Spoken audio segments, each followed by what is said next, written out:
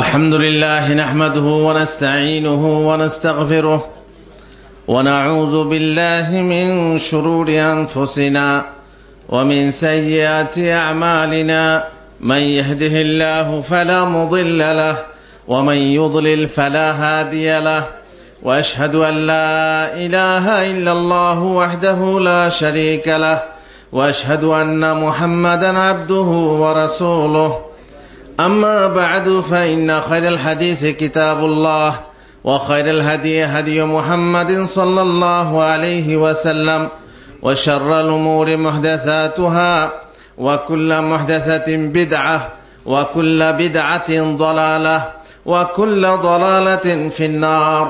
أعوذ بالله من الشيطان الرجيم.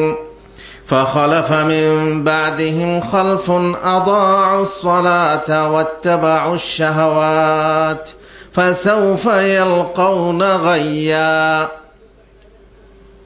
গগনে ভুবনে যাবতীয় প্রশংসা আল্লাহর জন্য, শতকোটি দরুদ ও সালাম বর্ষিত হোক সেই বিশ্ববরেণ্য নবী মুহাম্মদুর রাসূলুল্লাহ সাল্লাল্লাহু আলাইহি ওয়াসাল্লামের উপর। মহান আল্লাহর অশেষ রহমত, এক বছর পর আপনাদের সঙ্গে আবার এই আজকের মতো বালুময় বৃষ্টিময় রাতে সাক্ষাৎ হচ্ছে বা হলো।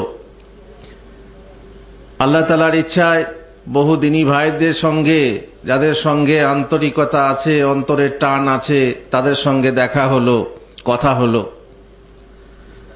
ইমানের টান বিশাল টান, আত্মীয়তার বন্ধনের চাইতে বেশি মজবুত হলো ইমানি বন্ধন, এ কথা আপনারা জানেন। আর সেই বন্ধনের টানেই আমরা উপস্থিত হই এক জায়গায়, যেখানে সকলের সাথে সাক্ষাৎ করে দিনী কিছু আলোচনা, দিনের কিছু কথা, আল্লাহর রাসূল, আল্লাহ তাআলা এবং তার রাসূলের কিছু কথা, কিছু বাণী আমরা শুনি। আর শুধু শুনি তাই না, তার উপর আমল করার চেষ্টা করি। আজকে আপনাদের যে আকর্ষণীয় বিশেষ ব্যাপার আছে সেটা হলো আপনাদের উপহার আছে। আমি যে কথাগুলো বলবো সেই কথাগুলোর উপরে প্রশ্ন করব, তার উপরে আপনার 50 রিয়ালের কার্ড আছে আর জওয়াল কার্ড। তাছাড়া আজকে আকর্ষণীয় আরো হচ্ছে 5 জনের ওমরা হবে, সেটা অবশ্য আপনার ড্রয়ের মাধ্যমে হবে, নম্বর ধরে, নম্বর যাদের কাছে আছে। তো আমি যে কথাগুলো বলবো খেয়াল করে শোনার চেষ্টা করবেন। তারপর যেমন প্রতি বছর হয় আপনারা হাত তুলে উত্তর দেন, উত্তর দিলে আপনারা কার্ড পুরস্কার পাবেন ইনশাআল্লাহ। আর সবচেয়ে বড় পাওয়া, বড় পুরস্কার হলো যদি কেউ পুরস্কার না পান তবুও ফিরে যাবেন না বিনা পুরস্কারে। সবচেয়ে বড় পুরস্কারটা কি লাভ হবে? হ্যাঁ আপনি বলুন, মাথায় সিমাগ। আপনি যদি কোনো কার্ড না পান, ওমরা না পান, মনে করুন খাবারও পেলেন না, খাবারটাও একটা পুরস্কার, খাবারটাও পেলেন না, কিন্তু এখান থেকে যখন ফিরে যাবেন একটা মহা পুরস্কার পাবেন, সেটাই আপনার মহা লাভ।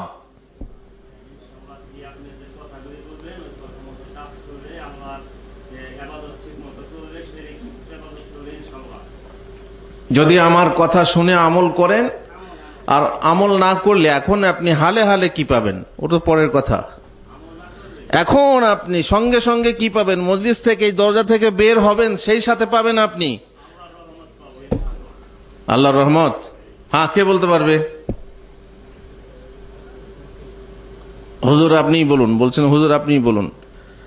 হ্যাঁ, আমি তো বলতেই আছি, আপনাদেরকে বলাতে চাচ্ছি। এই মজলিসে যে বসবে সে কিছু পাক চাই না পাক, এই মজলিসের কথা আপনারা শুনেছেন বহুবার। ফেরেশতারা আল্লাহর কাছে আলোচনা করেন যে আল্লাহ অমুক জায়গাতে তোমার জিকির হচ্ছে, এটা জিকিরের মজলিস, তাই না? তারপরে বলে কি চায় ওরা? বলে ওরা চায় জান্নাত। জান্নাত দেখেছে? না দেখেনি। দেখলে আরো চাইতো। জাহান্নাম, কুছ কিসে থেকে পানা চায়? জাহান্নাম থেকে। জাহান্নাম কি দেখেছে? না। দেখলে কি হতো? আরো পানা চাইতো। কি চায় ওরা? ক্ষমা চায়। আল্লাহ তাআলা বলেন যাও ফেরেশতারা ওই মজলিসের সবাইকে আমি ক্ষমা করে দিলাম। ফেরেশতা বলবেন কিন্তু আল্লাহ অমুক অমুক ব্যক্তি তোমার জিকির শোনার জন্য আসেনি, তারা এসেছিল নিজের কোনো স্বার্থে, বিরিয়ানি খাওয়ার জন্য এসেছিল, কিংবা পুরস্কার নেওয়ার জন্য এসেছিল, কিংবা কোনো বন্ধুর সঙ্গে সাক্ষাৎ করার জন্য এসেছিল। আল্লাহ বলবেন হুম কওমুন লা ইয়াশকা বিহিম জালিসুহুম, ওরা হচ্ছে এমন এক সম্প্রদায় যাদের সঙ্গে বসলেই তার জন্য আমি ক্ষমা করে দিলাম, সেও বঞ্চিত হবে না। তাহলে কি বুঝলেন আপনি? যে কোনো নিয়তে এসেছেন, কিছু পান চাই না পান, সঙ্গে কি নিয়ে যাবেন? আল্লাহর ক্ষমা নিয়ে যাবেন। এটাই হচ্ছে মহা পাওয়া। এটাই আমার স্মরণ করানোর উদ্দেশ্য ছিল। যাই হোক, আমার আজকে বিষয়বস্তু হলো, আপনারা জানেন ইসলামের বিভিন্ন জিনিস আছে। এক হচ্ছে আকীদা, মানে বিশ্বাস, ঈমান। 2 নম্বর হচ্ছে আমল, কাজ, কর্ম, আচার আচরণ, ব্যবহার। আর 3 নম্বর হচ্ছে চরিত্র। এখন আজকে ঈমান আকীদা সম্পর্কে বলছি না, তবে এমন একটা কাজের কথা বলবো যাতে ঈমান বৃদ্ধি পায়। সেটা হচ্ছে ইসলামের খুঁটি। যেমন দেখেছে মাঝে খুঁটি দেওয়া আছে, মাঝে খুঁটি না থাকলে কি হবে? ছাদটা ধসে যাবে, পড়ে যাবে। ইসলামের খুঁটি কি? ইসলামের রুকুন কয়টা? ইসলামের রুকুন 5টা। তার মধ্যে কে বলতে পারবে ইসলামের রুকুন কয়টা? বলুন তারতিব সহকারে। গতবারে আমি বলেছি তারতিব সহকারে বলতে হবে।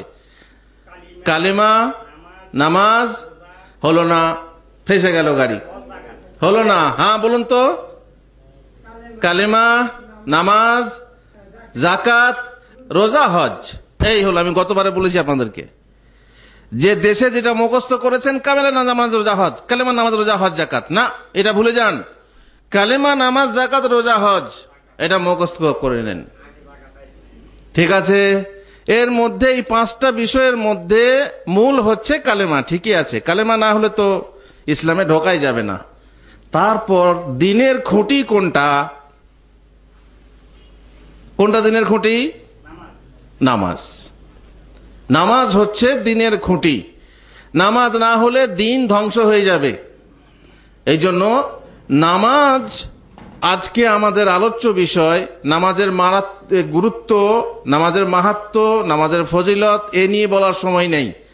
আমি খালি আলোচনা করব নামাজ না পড়লে শাস্তি কি দুনিয়াতে এবং আখেরাতে। নামাজ না পড়লে, নামাজ যদি কেউ ত্যাগ করে তাহলে তার শাস্তি কি? নামাজ পড়লে, নামাজ পড়া নামাজি কাকে বলে? যে প্রত্যেক জুমা পড়ে সে নামাজি, তাকে নামাজি বলা হবে? এক বাড়িতে গেলাম, সেখানে যাই হোক কাজে গেছিলাম, জিজ্ঞেস করলাম, বুড়ি মা ছিল, গো ছেলেরা সব নামাজ টামাজ পড়ো? তো বলছে হ্যাঁ বাবা, আমার ছেলেরা সব নামাজি, একটা জুমাও বাদ দেয় না। কি করেন আপনারা? ঠিক কথা? জুমা না বাদ দিলে নামাজি হয়ে যায়? নামাজি হলে কি হতে হবে? একটা লোক সব নামাজ পড়ে, হুজুর ফজরের নামাজটা পড়তে পারি না, তাকে নামাজি বলবেন? 5 ওয়াক্তের নামাজে যদি কেউ 1 রাকাতে বাদ দেয় সে নামাজি না। 5 ওয়াক্তের নামাজ তাকে নিয়মিত পড়তে হবে, যে পড়বে সেই হলো নামাজি। আর যে এরকম নামাজি নয় তার শাস্তি কি, তার বিধান কি, আজকে আমার আলোচ্য বিষয়। আশা করব আপনারা ভালো করে শুনবেন, আর ইনশাআল্লাহ প্রশ্ন হবে শেষে। আগামী বছরও প্রশ্ন করতে পারি, যেমন একটা প্রশ্ন করলাম গত বছরের। নামাজ এমন এক গুরুত্বপূর্ণ ফরজ, যে ফরজ হয়েছে। রোজা ফরজ হয়েছে কোথায়? মদিনায়, তাই না? যাকাত ফরজ হয়েছে কোথায়? মদিনায়। হজ ফরজ হয়েছে কোথায়? মদিনায়। নামাজ ফরজ হয়েছে কোথায়? নামাজ ফরজ দুনিয়াতে হয়নি, কোথায় হয়েছে? আল্লাহু আকবার। একবারে আরশ থেকে সরাসরি প্রত্যেক জিনিস ফরজ হওয়ার খবর কে নিয়ে এসছেন? জিবরিল আলাইহিস সালাতু ওয়াস সালাম। কিন্তু নামাজ ফরজ হওয়ার ব্যাপারে কোনো মাধ্যম নেই, সরাসরি আল্লাহ ডাইরেক্ট ফরজ করেছেন মুহাম্মদুর রাসূলুল্লাহ সাল্লাল্লাহু আলাইহি ওয়াসাল্লামের খালিলুল্লাহ আল্লাহ তাআলা নিজের খালিলকে সরাসরি ভাবে ফরজ করছেন কিসের? নামাজ 5 ওয়াক্ত। প্রথমে তো 50 ওয়াক্ত করা হলো, কমিয়ে কমিয়ে 5 ওয়াক্তের নামাজ। তাহলে এর গুরুত্ব নিশ্চয়ই একটা পৃথক গুরুত্ব। তার জন্য সেটা মেরাজের রাত্রে আল্লাহ তাআলা সরাসরি ফরজ করলেন আপনার নবুয়তের 11তম বছরে। ব্যাস, এ হলো গুরুত্ব। এবার আমি শাস্তির কথা বলছি, শুরু করছি, কারণ সময় বেশি নেই। আজকে রাত ও ধুলোময়, আপনারা অনেকেই আসেননি, আসতে চাচ্ছিলেন না, তবু আল্লাহর তৌফিক, এ সবাই আসতে পারে না। আল্লাহর তৌফিক যে লাভ করে তারাই এই মজলিসে, যে আল্লাহর তৌফিক লাভ করে সেই এই মজলিসে আসতে পারে। আল্লাহর ক্ষমা পাওয়া চারটিখানি কথা না। শাস্তি কি? যে ব্যক্তি নামাজ ত্যাগ করে তার শাস্তি আমরা প্রত্যেকে অনেকেই সূরা মুখস্থ রেখেছি। সূরা মাউন, সূরা মাউন আশা করি সবারই মুখস্থ আছে। আয়াতুল্লাযী ইউকাযযিবু বিদ্দীন ফাযালিকাল্লাযী ইয়াদউল ইয়াতীম ওয়ালা ইয়াহুদ্দু আলা তাআমিল মিসকিন ফাওয়াইলুল লিল মুসাল্লিন। মুসাল্লিদের জন্য, নামাজীদের জন্য ওয়াইল, দোজখ। ও মানুষ, নামাজ পড়ো না, নামাজে পড়লে ওয়াইল, দোজখ যেতে হবে। তাই না? আল্লাহ বলছেন নামাজ পড়ো না। যেমন আল্লাহ বলছেন লা তাকরাবুস সালাত, নামাজের নিকটবর্তী হয়ে না। এতটুকু পড়লেই হবে না, আগে পড়তে হবে। নামাজীদের জন্য ওয়াইল, দোজখ। ওয়াইল, দোজখ কি? ওয়াইল হচ্ছে, ওয়াইল মানে সর্বনাশ, দুর্ভোগ, জাহান্নাম। যাই হোক, কিন্তু জাহান্নামের একটা উপত্যকার, বিশেষ উপত্যকার নাম হচ্ছে ওয়াইল। ওয়াইল, ওয়াইল। দেখবেন আপনারা সৌদিদের মুখে শুনে থাকবেন, ছোট বাচ্চা, মেয়ে ছেলে বা ইয়া ওয়াইলি, ইয়া ওয়াইলি বলে না, বলে না? ইয়া ওয়াইলি, ইয়া। তার আমরা যেমন বলি হাই আফসোস আমার, হাই হাই গো সর্বনাশ হলো, এই হচ্ছে ওয়াইল। আর ওয়াইল জাহান্নামের একটা উপত্যকার নাম। তো সেই জাহান্নামের উপত্যকায় কারা যাবে? মুসল্লিরা যাবে, যারা নামাজ পড়ে, নামাজি তারা যাবে।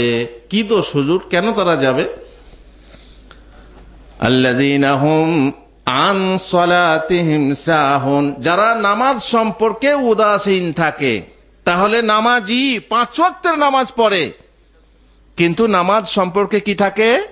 উদাসীন থাকে, সে ওয়াইলে যাবে। তাহলে যে মোটেই নামাজ পড়ে না, সে কোথায় যাবে? সে ওয়াইলে যাবে না, সে যাবে কোন জাহান্নামে? পরে বলছে, আছে ইনশাআল্লাহ, যদি সময় হয় কোন জাহান্নামে, বিশেষ জাহান্নামে যাবে, তার নামও বলবো এবং প্রশ্নও করব। নামাজি হওয়া সত্ত্বেও ওয়াইল, দোজখে যাবে। দোষ কি? নামাজে উদাসীন থাকে। উদাসীন মানে কি? নামাজ পড়ছি না পড়ছি, নামাজ পড়ছি আর দোকানের হিসাব করছি, তাই না? আপনারা জানেন নামাজ পড়তে পড়তে দোকানের হিসাব হয়। এক ব্যক্তি 4টে দোকান ছিল, 4টে দোকান, ঠিক আছে? তো আসরের নামাজে দাঁড়াতো, আর একটা দোকানের মোটামুটি যে হিসাবটা ঠিক করে নিত মনে মনে। যারা দোকানদার, দোকান চালায়, তারা নিজের নিশ্চয়ই হিসাবটা ঠিক রাখতে হয়। তো একবার ইমাম সাহেব ভুল করে 3 রাকাত পড়েছে না 4 রাকাত পড়েছে। সালাম ফেরার পর কেউ বলছে হুজুর আপনি 3 রাকাত পড়লেন, আর কেউ বলছে না না 4 রাকাত হয়েছে। এই দোকানদার বলছে আমি গ্যারান্টি দিচ্ছি নামাজ 3 রাকাত হয়েছে। বলছে তোমার গ্যারান্টির কারণ কি? তুমি জানলে কি করে? বলছে আমার 4টা দোকান আছে, 3টে দোকানের হিসাব হয়েছে, একটা দোকানের বাকি আছে, তার মানেই হচ্ছে নামাজ 3 রাকাত হয়েছে। কেমন নামাজ? এ হলো নামাজ? এ নামাজে মন ছিল? আপনি নামাজে দাঁড়িয়েছেন, নামাজ আছে আপনার ছেলের কাছে। আপনি নামাজে দাঁড়িয়েছেন, নামাজ আপনার ঘড়িতে, ঘড়ি নিয়ে খেলা করছেন। আপনি নামাজে দাঁড়িয়েছেন, এইভাবে নামাজে দাঁড়িয়েছেন, আছেন আপনি কিবার মসজিদে, আর চলে গেছে আপনার বাংলাদেশে, আপনার মন চলে গেছে বাংলাদেশে। নামাজের সময় হলো, আজান হয়েছে, আপনি ক্রাম খেলতে আছেন, তাস খেলতে আছেন, অথবা আপনি টিভি দেখতে আছেন, দেখতেই থাকছেন। নামাজের সময় পার হয়ে গেল, জামাত তো চলেই গেল, নামাজের সময়ও পার হতে যাচ্ছে, নামাজ কিন্তু নাই। আরে নামাজ সময়, ঠিক আছে, চটচট করে উজু করে, নতুন নতুন বিয়ে করেছেন কিংবা বিদেশ থেকে দেশে গেছেন, বউয়ের সঙ্গে গল্প করতে করতে আজান হয়ে গেল। অনেক বউ মোতাওয়া থাকে, যাও গো নামাজটা পড়ে এসো, বলে না, বলে না? অনেক স্বামীর থেকেও বউ মোতাওয়া হয়, আজ আবার অনেক উল্টোও হয়, যাও নামাজ, হ্যাঁ হ্যাঁ যাচ্ছি। গল্প করতে করতে করতে হ্যাঁ নামাজটা পড়া হয়নি, চটচট করে সূর্য ডুবতে যাচ্ছে, সেই সময় ঠকাঠক 4 রাকাত ঠুকে দেয়। এই যে মুনাফিকের নামাজ, এ হচ্ছে উদাসীনের নামাজ। এই রকম নামাজীদের জন্য হচ্ছে ওয়াইল, দোজখ।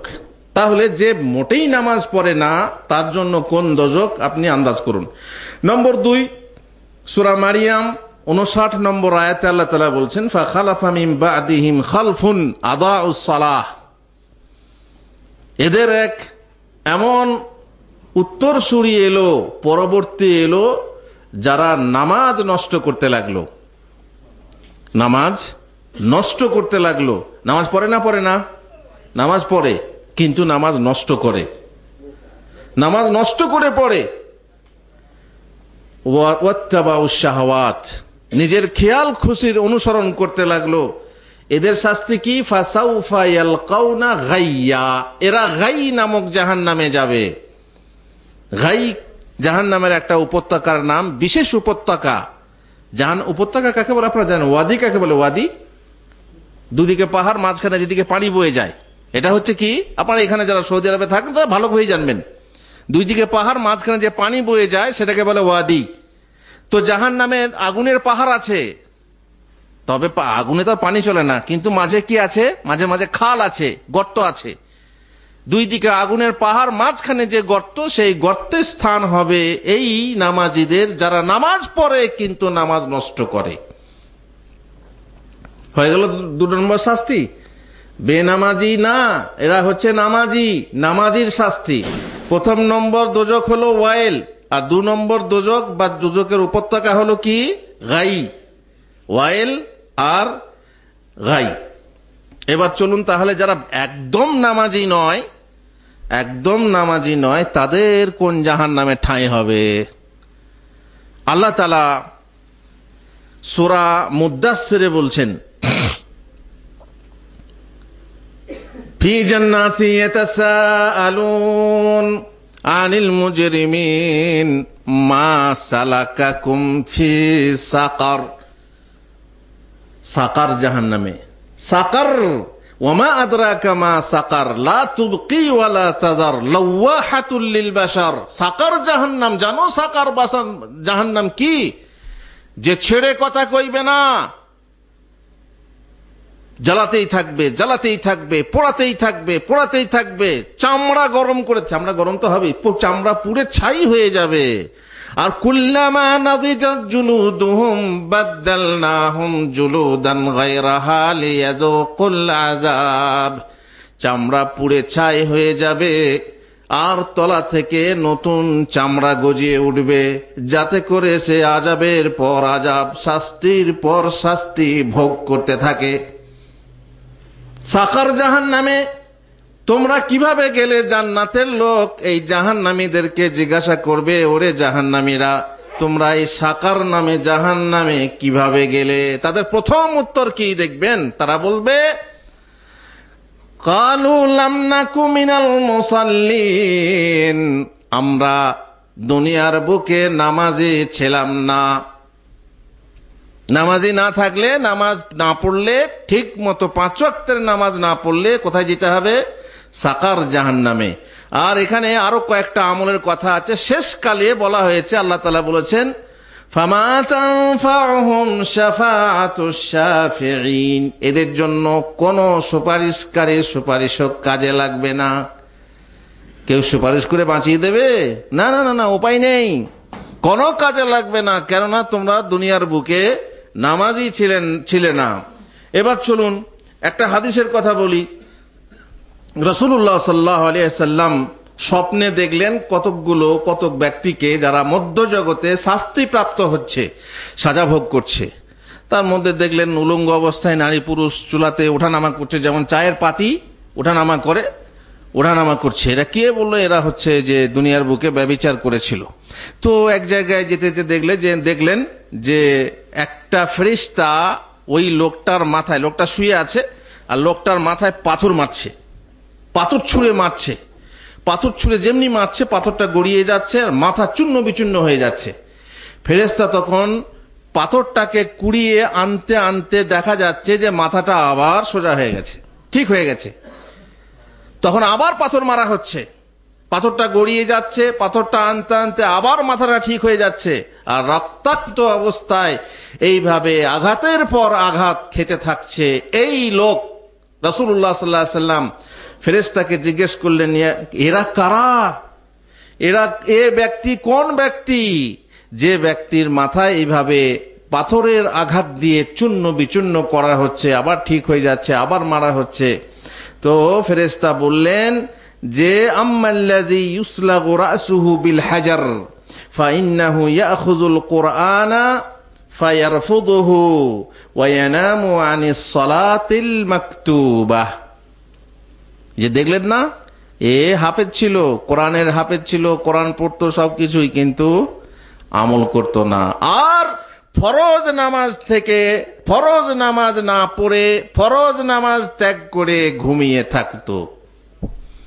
সাবধান হন যারা বিশেষ করে ফজরের নামাজ হয়তো 4 ওয়াক্তে কোন রকম পড়ে নেন, কাজে থাকেন, তখন তো পড়তেই হয়। সাল্লে সাল্লে মোতাবাজ নেই এখানে বলে দোকান বন্ধ করো, নামাজ পড়ো, বা আসি তো বাবা জ্বালাতে পড়তেই হবে, জ্বালাতে পড়তেই হবে। কিন্তু ফজরের সময়টা কেউ আসছে না ওঠাতে জাগাতে। ফজরের সময় মানুষ ঘুমিয়ে থাকে, রাত জাগে, বিশেষ করে ছুটির দিনে, কালকে ডিউটি নেই, তোলে রাত জাগ, সারা রাত জাগ, টিভিতে, নেটে, মোবাইলে, বাস রাত জাগলো নিয়ে ফজরের 1 ঘন্টা 2 ঘন্টা আগে শুলো। আর তার বাপের ক্ষমতা আছে উঠবে? আর ক্ষমতা নেই, ঘুমিয়ে থাকলো। তারপরে সেই জুমার দিন যদি হয় আর 10টা 11টার সময় উঠে গোসল করে জুমা পড়তে গেল। জুমা পড়ার আগে ওই যে কাবলাল জুমা না কি বলে, ওর আগে 2 রাকাত ফরজ পড়ে নেয়, তাই না? এ হচ্ছে দায় সারা গরজের নামাজ। এই নামাজ আল্লাহ কবুল করবেন? এই নামাজ আল্লাহ কবুল করবেন না। ইচ্ছা করে ফজরের নামাজ না পড়ে আপনি ঘুমিয়ে থাকলেন, খুব শান্তির ঘুম, মাথা ঠান্ডা করার ঘুম। এই জন্যে কালকে বা আপনার মধ্য জগতে পাথর মেরে মেরে মাথা চূর্ণ বিচূর্ণ করা হচ্ছে। বুঝতে পারলেন নামাজ ত্যাগ করার শাস্তি? নামাজ না পড়ে ঘুমিয়ে থাকলে শাস্তি কি? তার মাথায় পাথর মেরে মেরে তার মাথাকে ঠান্ডা করা হচ্ছে, বা বিদগ্ধ করা, কি বলে আপনার, শায়েস্তা করা হচ্ছে। তারপর আরেকটা হাদিসে রাসূলুল্লাহ সাল্লাল্লাহু আলাইহি ওয়াসাল্লামের কাছে জিজ্ঞাসা করা হলো এক ব্যক্তি সম্পর্কে, রাজুলুন নামা লাইলাতান হাত্তা আসবাহ, সকাল পর্যন্ত ঘুমিয়ে থাকলো। দুঃখের বিষয় যে আমরা আবার এমন চালাক, যেদিনে দেখি যে আজকে তো ডিউটি নেই, তো থাক ফজরের নামাজটা আল্লাহ করিম, আল্লাহ মাফ করে দেবে, দিয়ে অ্যালার্মটা লাগাই না। অনেক সময়ে করি কি যে ফজরের সময় উঠে নামাজ পড়ে আবার শুলে আর ঘুম আসতে চায় না, সুতরাং ঘুমের ডিস্টার্ব হবে, তো অ্যালার্মটা ঠিক ডিউটির আগে লাগিয়ে দিই। কটায় ডিউটি? মনে করুন 6টায় ডিউটি, ফজর হচ্ছে এখন 4টে পড়ে, তো ঘুম উঠলি তো ডিস্টার্ব, তো 6টার আগে অ্যালার্মটা লাগালেন, কি ডিউটি তো যেতেই হবে, ও তো ছাড়বে না, কিন্তু আল্লাহ কারিম, আল্লাহ তাআলা ছেড়ে দেবেন। দিয়ে অ্যালার্মটা ফজরের আগে না লাগিয়ে ডিউটির আগে লাগাই, তাই না? এমন চালাক আমরা। রাসূলুল্লাহ সাল্লাল্লাহু আলাইহি ওয়াসাল্লামকে জিজ্ঞেস করা হলো যে রাসূলুল্লাহ, এক ব্যক্তি সকাল পর্যন্ত ঘুমিয়ে থাকে, নামাজ পড়ে না। তিনি বললেন, যাকা রাজুলুন বালা শাইতানু ফি উযুনাইহি, এ হলো সেই ব্যক্তি যার 2 কানে শয়তান পেশাব করে দেয়। বুঝতে পারলেন নামাজ ত্যাগ করার শাস্তি? যদি আপনি রাত্রে নামাজ না পড়েন, ঘুমিয়ে আপনি ফজরের নামাজ গুল করে দেন, তাহলে শয়তান আপনার 2 কানে পেশাব করে দেয়। সুতরাং যারা হারাম দেখে ঘুমায়, আমাদের অনেকের বেশ্যার চেহারা না দেখলে ঘুম আসে না, অথবা বেশ্যার চেহারা দেখতে দেখতে ঘুমিয়ে যায়। আমরা একজন জিজ্ঞেস করছিল, হুজুর আমরা কেন নবী সাল্লাল্লাহু আলাইহি ওয়াসাল্লামকে দেখতে পাই না? ভাই, আপনি নবীর ধ্যানে থাকবেন তবে না নবীকে দেখতে পাবেন। আপনি আপনার স্ত্রীকে দেখেন কেন? তার ধ্যানে থাকেন। ছোট ছোট বাচ্চাদেরকে দেখেন কেন? তার ধ্যানে থাকেন। বাংলাদেশের মা বাপকে দেখেন কেন? মা বাপ ছাড়া আপনার ধ্যান কিছু নেই। তো আপনি নবীকে দেখবেন, নবীর প্রতি দরুদ পড়বেন না, নবীর প্রতি মহব্বত করবেন না, নবীর সুন্নাত অনুযায়ী আমল করবেন না, রাত জেগে আপনি হিরো হিরোইনকে দেখতে দেখতে, ফিল্ম দেখতে দেখতে আপনি ঘুমাবেন, আর স্বপ্নে আপনি নবীকে দেখবেন না ওদেরকে দেখবেন? কাদেরকে দেখবেন? যা দেখার অভ্যাস, আপনি ঘুমাচ্ছেন, কোন কোন সময়ে টিভি বন্ধ করতেই ভুলে যায়, টিভি চলতে থাকে আর এই বেচারি ঘুমিয়ে গেল। ওই অবস্থায় আমাদের মাজমার এক লোকের ইন্তেকাল হলো, দরজা বন্ধ, দরজা খোলে না, খুলে দেখা গেল যে সে আপনার মোড়ে পড়ে আছে আর টিভি চলতে আছে, টিভি চলছে। এই অবস্থাও হয়। আর একজন মারা গেল কেরালাওয়ালা, সে বেচারির কানে ইয়ারফোন লাগানো ছিল, টেপের সঙ্গে সংযুক্ত ক্যাসেট আছে, গানের ক্যাসেট। কেমন মরণ এগুলো? বুঝতেই পাচ্ছেন, অশুভ মরণ। মরণের সময়ে এইসব নোংরা জিনিস আপনার সাথে সংশ্লিষ্ট থাকবে, এ হচ্ছে অশুভ মরণ। সুতরাং যারা কোরআন তেলাওয়াত করে ঘুমায়, যদি কোরআন যদি কেউ বলে যে আমি সারা রাত জলসা শুনবো, এই জলসা শুনতে এসছেন, আমাদের দেশের জলসা হয় ফজর পর্যন্ত, দিয়ে ফজরের আগে ঘুমিয়ে যায়। অনেকে দেখবেন সবে কদরের নামাজ পড়ছে ফজরের আগে পর্যন্ত, দিয়ে ফজরের ফরজ নামাজ আর পড়ে না। অনেকে দেখবেন সবে মেরাজের না কিসে সবে বরাতের নামাজ পড়ছে, নামাজ পড়তে পড়তে বা 5 ওয়াক্তের নামাজ পড়ে না। আজকে সৌভাগ্যের রাত, আজকে আমাদের নামাজ পড়া দেখলে আল্লাহ খুশ হয়ে আমাদের সৌভাগ্য বানিয়ে দেবেন, তাই না? আল্লাহ তাআলা আমার মনে করছে আমাদের দেশের মন্ত্রীদের মতো। মন্ত্রী আসবে তো রাস্তাগুলোকে চকচকে ঝকঝকে করে, দিয়ে মন্ত্রী ভাবে কি সারা বছর এরকম থাকে, তাই না? তো আপনি আল্লাহকে এক রাত দেখাবেন শর্মা টুপি লাগিয়ে যে আমি নামাজ পড়ি সারা রাত, আর ফজরের নামাজটাও পড়লেন না। তো আল্লাহ কি এমন? এই ব্যাপারে কিছু বলার, অবশ্য মন্তব্য করা ঠিক না। আল্লাহ কি এমন যে আপনার এক রাত এই ইবাদত দেখে আল্লাহর আপনার সৌভাগ্য বানিয়ে দেবেন? এটা কোন বোকার পরিচয়? এটা কোন বোকা বোঝে যে আমার এক রাত আমি দেখালি? কিন্তু বহু মানুষ দেখবেন সবে কদর তো ওটা তো বিদাত, কিন্তু এটা তো সুন্নাত, এটা তো ভালো। সবে কদর রাতে ভিড় দেখেছেন মসজিদে? আল্লাহু আকবার, মনে করছে এই রাতটা পেলেই আমার খালাস, আমি সৌভাগ্যবান হয়ে যাব। কিন্তু না, আল্লাহ তাআলা যেমন রমজানের রব তেমনি শওয়ালের রব, সব মাসেরই রব। আল্লাহকে দেখাতে হলে তিনি যেটা ফরজ করেছেন সেটা আগে দেখান। কথা বলছিলাম কি, যদি কেউ সারা রাত জলসা শুনে ঘুমিয়ে যায়, ফজরের নামাজ না পড়ে, সারা রাত কোরআন তেলাওয়াত করে ঘুমিয়ে যায়, ফজরের নামাজ না পড়ে, তাদের মাথায় কি পাথর মারা হবে না?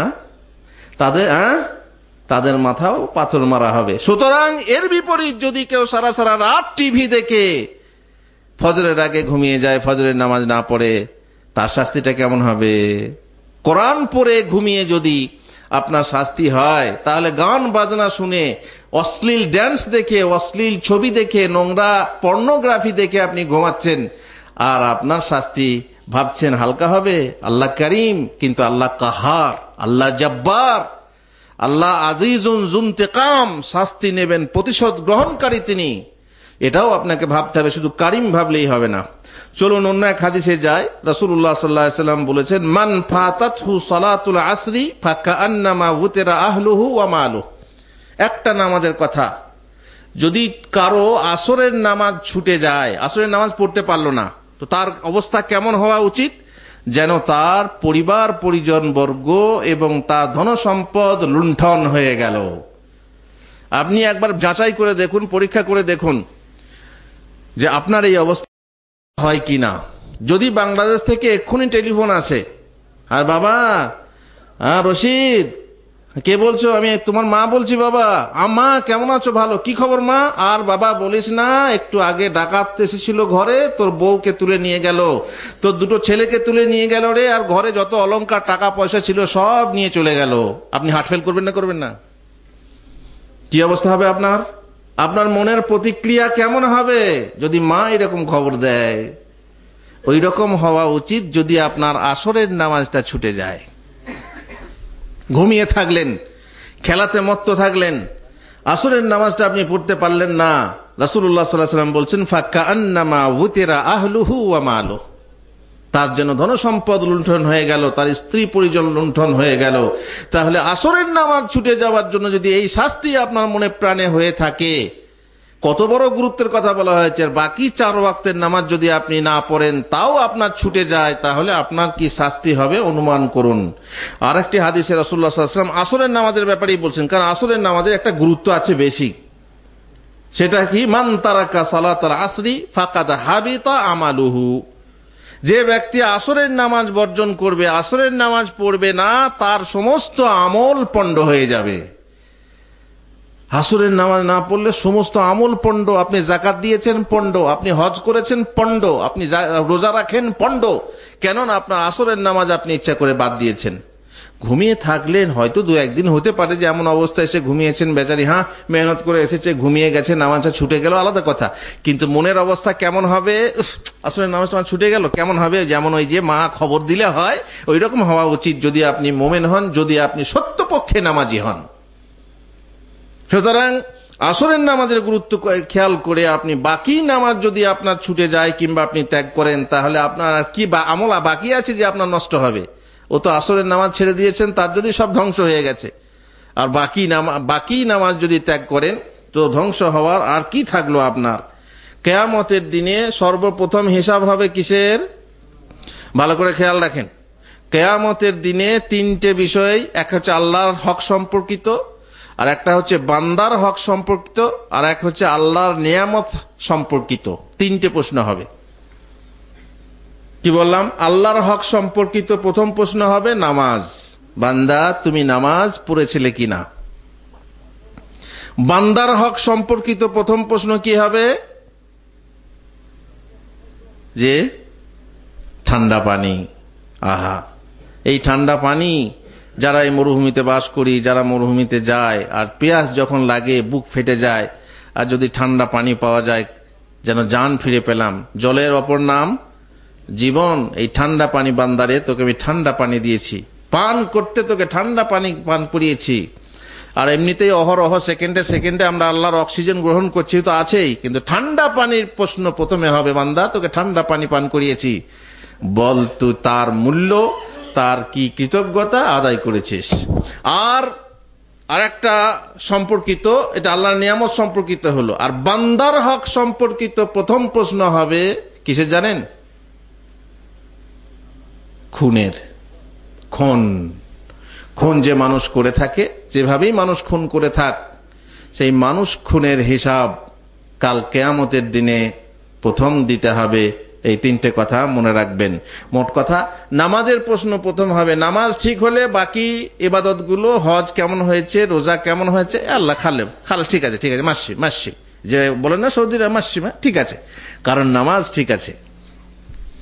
আর যদি নামাজটাই ঠিক না হয়, তখন জাকাতেও কড়াকড়ি করা হবে, রোজাতেও কড়াকড়ি করে জিজ্ঞাসা করা হবে, হজেও আপনার কড়াকড়ি করে প্রশ্ন করা হবে, যেহেতু তোমার নামাজ ঠিক নেই। যার নামাজ ঠিক নেই তার অন্য আমল ঠিক থাকবে না। আমি বলছি পরে। আল্লাহ তাআলা বলছেন, ইয়াউমা ইউকশাফু আন সাকিন ওয়া ইউদআউনা ইলাস সুজুদি ফালা ইস্তাতিউন। কিয়ামতের দিনে আল্লাহ তাআলাকে দেখে বান্দারা সিজদায় পতিত হবে, তাদেরকে সিজদা করতে বলা হবে, কিন্তু এক শ্রেণীর মানুষ সিজদা করতে পারবে না। সিজদা করতে যাবে আর তাদের পিঠ ভাঙবে না। অনেকে দেখেছেন সিজদা করে, অনেকে নামাজ পড়ে ঠকাঠক ঠকাঠক, কিভাবে দেখেছেন? স্প্রিং লাগানো আছে, আর খালি শুনবেন সুসু সুসু সুসু সুসু। তার মানে নামাজ পড়ছে কি ঠকাঠক, কপাল ঠেকছে না ঠেকছে, মাটি সোজা, পিঠ সোজা হচ্ছে না হচ্ছে, আবার চলে যাচ্ছে। করেন এরকম? নামাজে আছে দেখেছেন? কয়েক সেকেন্ডের নামাজ, আর সুসু সুসু শুনবেন খালি। আজান হচ্ছে হাইয়া আলাস সালাহ, হাইয়া আলাল ফালাহ। নামাজের জন্য এসো। আর কিসের জন্য? ফালাহ। ফালাহ মানে কি? কল্যাণে। ফালাহ মানে হচ্ছে পরিত্রাণ, ফালাহ মানে হচ্ছে সফলতা। এসো সাফল্যের জন্য, এসো নামাজের জন্য। আর তুমি বলছো আমার দোকানে আমার সাফল্য আছে, আমার দোকানে আমার নামাজ আছে, আমার খেলাতে আমার সাফল্য আছে, আমার মাজরাতে বা কি বলে আপনার চাষবাসে আমার সাফল্য আছে। তাহলে সাফল্যটা কোথায়? মুয়াজ্জিনের ডাকে, আল্লাহর ডাকে, না তোমার নিজস্ব? কিয়ামতের দিনে ডাকা হবে আল্লাহকে সিজদা করার জন্য, তারা সিজদা করতে পারবে না, তাদের পিঠ বাঁকা হবে না, তারা উল্টো দিকে, সামনের দিকে সিজদা করতে হয়। কোন দিকে পড়বে?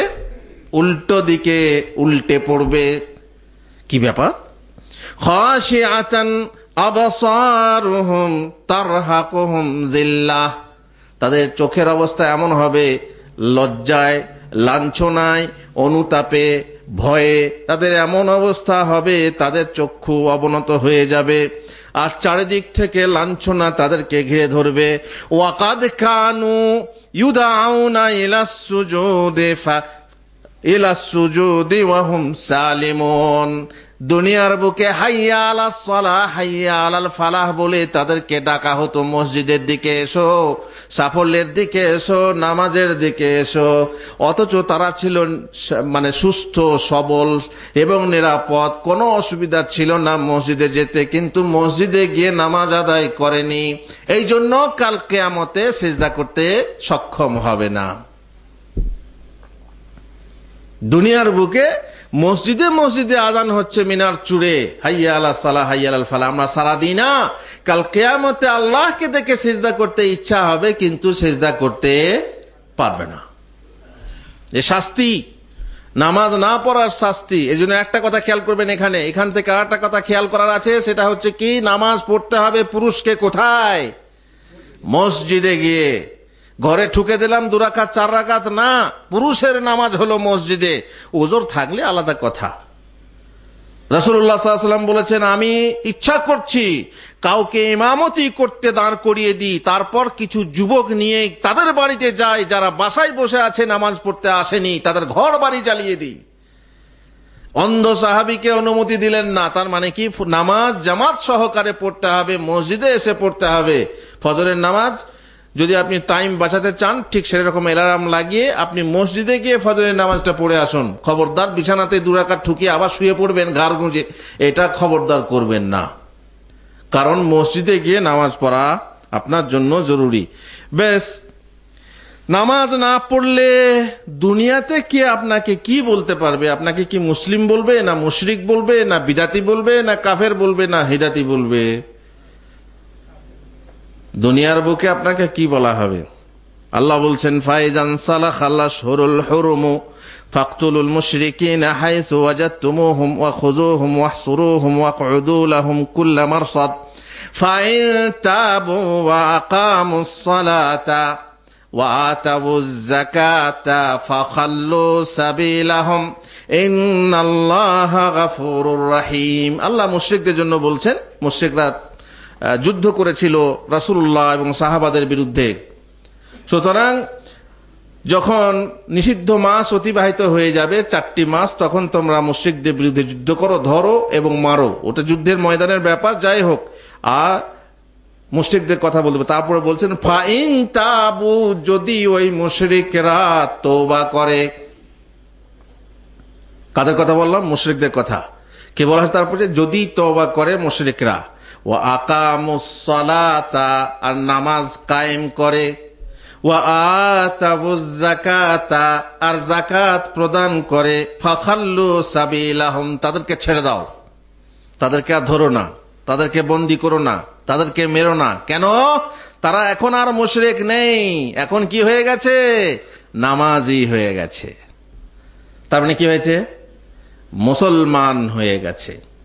এখন যদি কেউ নামাজ না দেয়, যাকাত না দেয়, তাহলে সে মুশরিক থাকবে না মুসলমান থাকবে? এই আয়াত অনুযায়ী প্রথমে কাদের কথা বলা হলো? মুশরিকদের কথা বলা হলো। ইন্নাল্লাহা গাফুরুর রহিম, আল্লাহ তাআলা ক্ষমাশীল দয়াবান। ফাইন তাবু ওয়া আকামুস সালাতা ওয়া আতাউয যাকাতা ফাইখওয়ানুকুম ফিদ্দিন, ওরা যদি তওবা করে, নামাজ কায়েম করে এবং যাকাত প্রদান করে, তাহলে তারা তোমাদের দ্বীনী ভাই। আর যদি তওবা না করে, নামাজ কায়েম না করে, যাকাত না দেয়, তাহলে তোমাদের দ্বীনী ভাই নয়। দুনিয়াতে তোমাদের দ্বীনী ভাই কারা? যারা নামাজি, যারা মুসলিম। কিন্তু শুধু মুসলিম বললে হবে না, মুসলিম তো সবাই বলে। এ হচ্ছে নামাজির কথা বলা হচ্ছে। মুনিবিনা ইলাইহি ওয়াত্তাকুহু ওয়া আকিমুস সালাতা ওয়া লা তাকুনু মিনাল মুশরিকিন। দেখছেন, আল্লাহর দিকে অভিমুখ করো, আল্লাহকে ভয় করো, আর নামাজ কায়েম করো, এবং মুশরিকদের দলভুক্ত হইও না। নামাজ কায়েম করো আর মুশরিকদের দলভুক্ত হইও না। তার মানে নামাজ না পড়লে কি হয়ে যাবে? খেয়াল করে দেখেন, রাসূলুল্লাহ সাল্লাল্লাহু আলাইহি ওয়াসাল্লাম বলেছেন, আল আহদুল্লাযী বাইনানা ওয়া বাইনাহুমুস সালাহ। আমাদের মাঝে আর ওদের মাঝে, ওদের মাঝে মানে কি? আমরা ছাড়া কারা আছি? কাফেররা। ওদের মাঝে চুক্তি হলো নামাজ। ফামান তারাকাহা ফাকাদ কাফার, সুতরাং যে নামাজ ত্যাগ করবে সে কাফের হয়ে যাবে বা কুফরি করবে। তাহলে নামাজ ত্যাগী কি হলো? কাফের। আরেকটি হাদিসে রাসূলুল্লাহ সাল্লাল্লাহু আলাইহি ওয়াসাল্লাম বলছেন, বাইনার রাজুলি ওয়া বাইনাশ শিরকি ওয়াল কুফরি তারকুস সালাত, মানে ব্যক্তি এবং কুফরি ও শিরকের মাঝে একটা জিনিস আছে, সেটা হলো নামাজ ত্যাগ। ব্যক্তি আর কুফরির মাঝে একটা জিনিস আছে, এ হচ্ছে ব্যক্তি আর এ হচ্ছে কুফরি আর মুশরিক। মাঝে একটা জিনিস আছে কি? সালাত। সালাত যদি ত্যাগ করে দেয় তাহলে কি হবে? ব্যক্তি কি হয়ে গেল?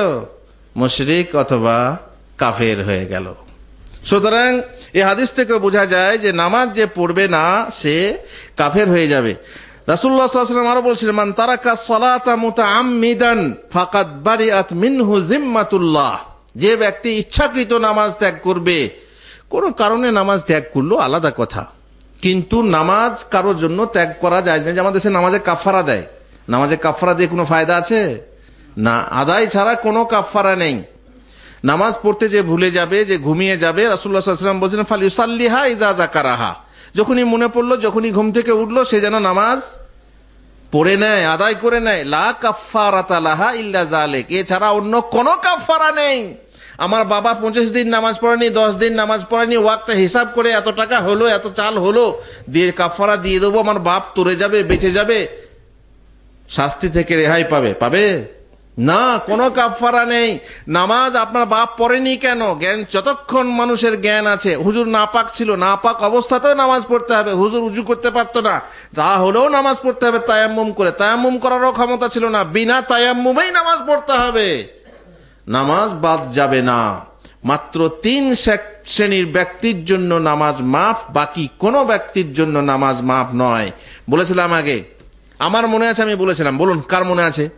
মাত্র 3 শ্রেণীর ব্যক্তির জন্য নামাজ মাফ। এর জন্য পুরস্কারও পেয়েছিল, কিন্তু বাঙালি না অবাঙালি, যাই হোক। হ্যাঁ, কি বলুন?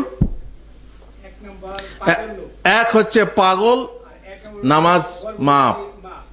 গর্ভবতী মা, গর্ভবতী মা পেটে বাচ্চা লেখি নামাজ মাফ।